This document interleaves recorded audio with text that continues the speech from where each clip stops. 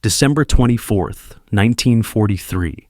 A cold wind swept across the barbed wire fences of a prisoner of war camp in Texas, carrying faint echoes of church bells and distant carols from the town beyond.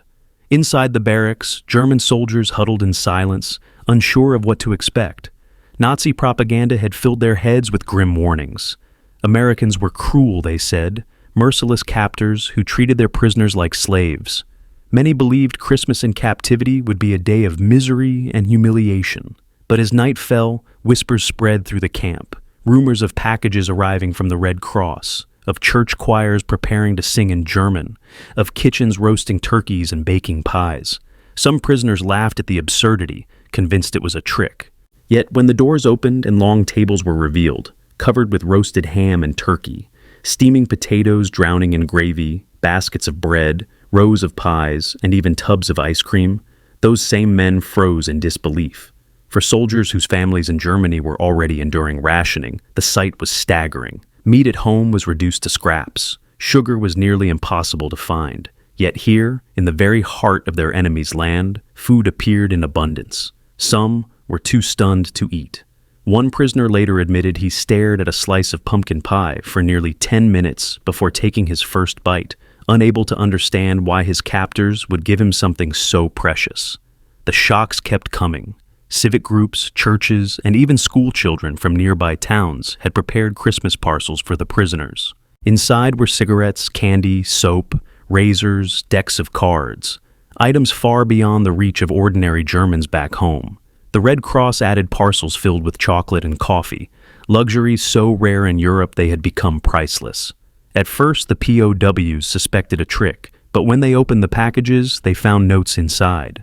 Some written in careful German, others in English, but all carrying the same message: peace, goodwill, and wishes for a Merry Christmas. Hardened soldiers who had braced themselves for mockery found themselves fighting back tears instead. That evening, a Methodist church choir arrived at the camp fence, accompanied by American soldiers.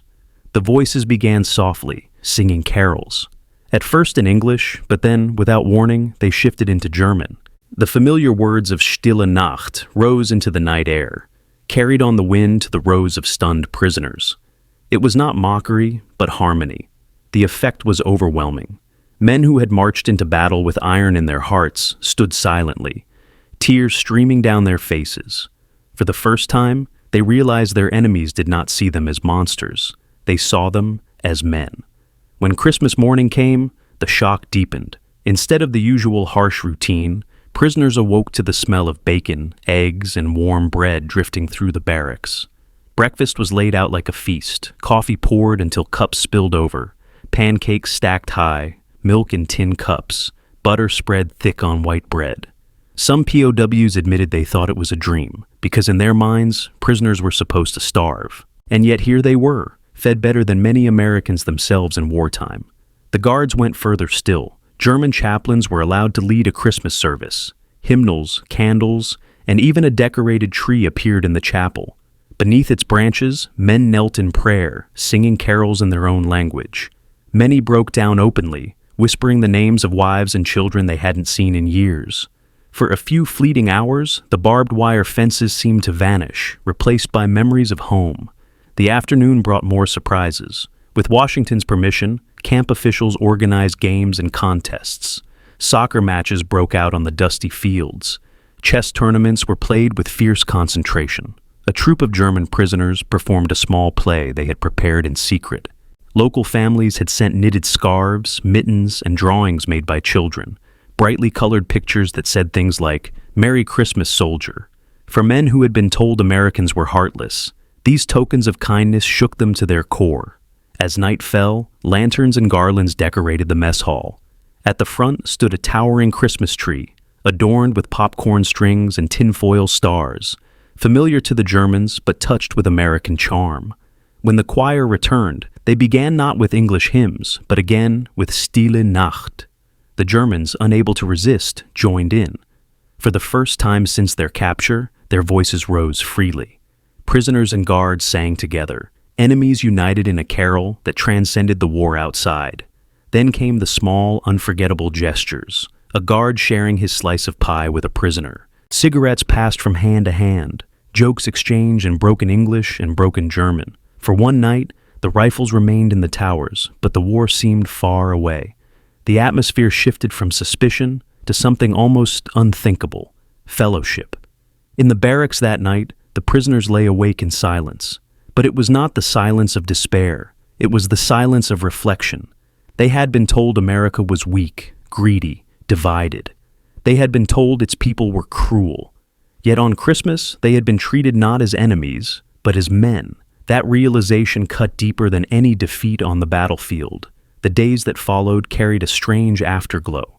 Scuffles and discipline problems dwindled. Prisoners approached guards not with hostility, but with curiosity.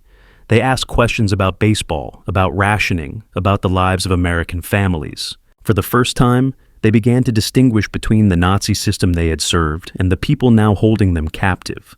Letters home carried hints of the transformation. One POW wrote to his sister, "Do not believe everything the party tells you. Here, they treat us better than our own leaders ever treated the workers. At Christmas, we ate like kings." Remember that another described American children sending them cards that simply read, "Merry Christmas to our enemy." He admitted it had made him weep. American intelligence officers noticed the shift. Reports described even the most stubborn Nazis growing quiet. The camp newspapers softened in tone. English lessons filled quickly. Prisoners who once dreamed of returning as conquerors now spoke of returning to rebuild. The impact was profound. At the very moment German guards were starving Allied prisoners in Europe, German POWs in America were feasting, singing, and receiving gifts from strangers. The contrast was impossible to ignore.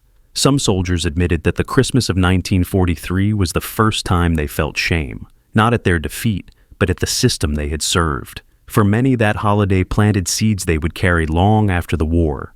Men who once swore loyalty to Hitler returned to Germany with memories of kindness that no propaganda could erase. Teachers, farmers, even politicians would later recall the moment their worldview cracked, not in battle, but in a prison camp, with a slice of pie and a hymn sung in the cold night. To the Americans, it may have seemed a simple gesture, a holiday meal, a choir at the fence, a few packages tied with string. But to the prisoners, it was a revelation. They had seen true strength, and it was not cruelty, nor fear, nor domination. It was mercy. It was abundance shared freely, even with an enemy.